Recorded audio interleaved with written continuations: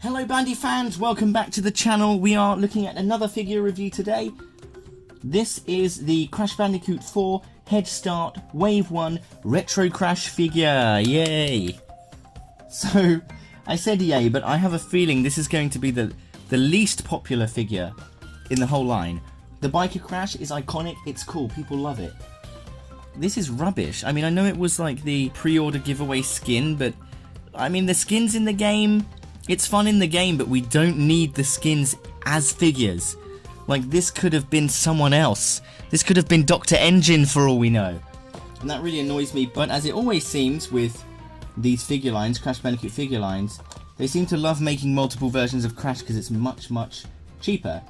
And this one is probably, yeah, the biggest step away from the classic Crash as we know him. Obviously I have two here. I've got one to keep pristine in my boxed collection and one to open up so I can show you, and I can hopefully make a little animation with him, although I don't know if he's going to feature because he's so bloody ugly. One of the good things about this is that we do get Ika Ika, and there he is. So why don't we take a look at the box first.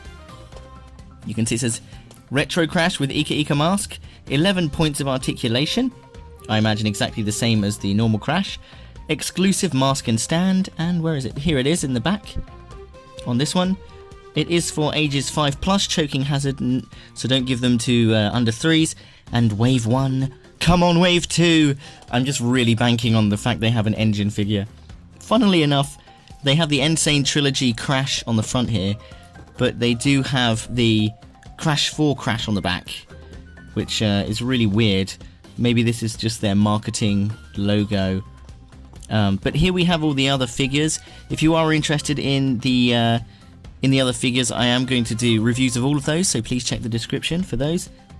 And then we have the kind of Head Start logo and some other things about Head Start there.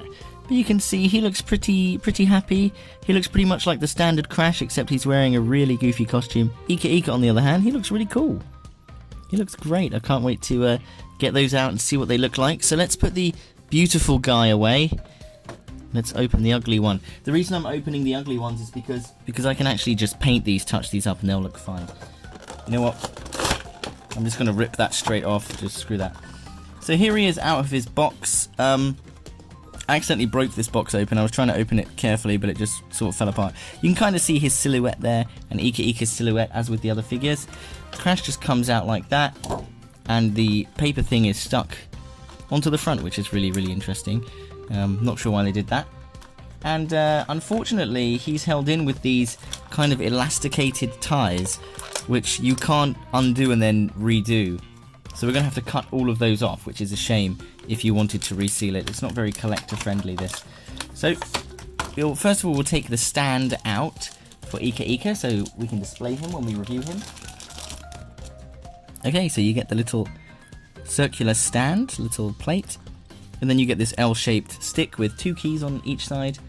So the first key fits into this hole. Oops, if I can get it, God. Oh, it looks like my one is actually sort of malformed. It doesn't really fit in properly. It doesn't really fit in properly. It's a little bit deformed. My one, be careful of that. And then there's the top for Ika Ika himself. So we'll turn him over. Ika Ika's held in by one little strap. Hopefully we can cut that easily enough. There we go. And Ika Ika is free! He's really interesting. He looks great. Very basic colour. He's much more interesting in-game. But anyway, you can see the kind of trademark information back there. A little bit hollowed out. Then this stand just plugs into the back. Again, the top key is a little bit deformed, so it doesn't really fit in very well. It's really annoying. And there we go. It looks really good. I like it. Shame, it's actually, you know what, it's rubbish because they've made a key like that so that you have to always put the stand in this way, but Ika Ika is a mask that changes orientation. So what if I want to display this face? Well, I can't because the stand won't fit. How ridiculous. That's such a shame. I can't believe they missed that. They should have made this circular for Ika Ika. How rubbish. Anyway, there we go. Crash himself then is held in by 3 ties. 1, 2, 3. You can see the kind of lots of paint mistakes around here. They're very cheaply painted very cheaply made. And here we have Retro Crash, just so clownish. I really don't think this figure is going to sell many copies, other than those like me who are completionists. Ironically, it is the worst figure that actually is in the best condition, because he is not loose at all. In fact, his limbs are very stiff. Yeah, compared to all the other figures that came out were very loose, but this one derpy one is actually probably the most stiff-limbed, which is great for animation. There we go. So he has 11 points of articulation. Arms can go up. They can also swivel a little bit. They can't go up very high because of his t-shirt, and like the other Crashes, he's stuck in his kind of A pose. His arms don't go down, and that's not because of the t-shirt, that's just how this figure is. Same glove sculpt as the normal Crash, just painted purple. So yeah, arms go up and down, they swivel. You've got an elbow bend, and you've got a hand swivel. That's the same on both sides, of course. We also have waist articulation. Oh, bloody hell. Yeah, we've got waist articulation. Thought I'd snapped him then. We've got the legs go up, and they bend at the knee.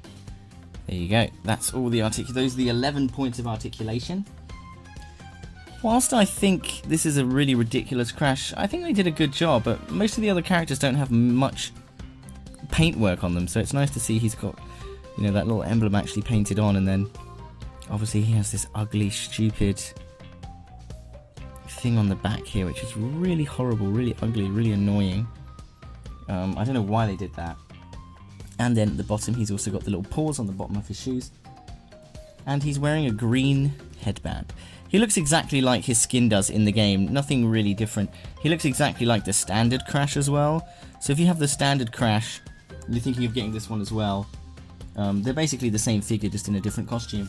Well, this is definitely my least favourite figure of the bunch, and my biggest complaint, which normally for these figures, is this rubbish trademark stuff on the back, especially that in black. You can't see the sculpted stuff, but that black ink you can see. My biggest gripe is that Ika Ika can't do his trademark thing and spin around, because the stand doesn't allow for it. So I might have to make a custom stand for that, so that I can actually do that. Well, thank you for watching this review. If you're interested in seeing more, please go into the description and you can find the review for all the other characters.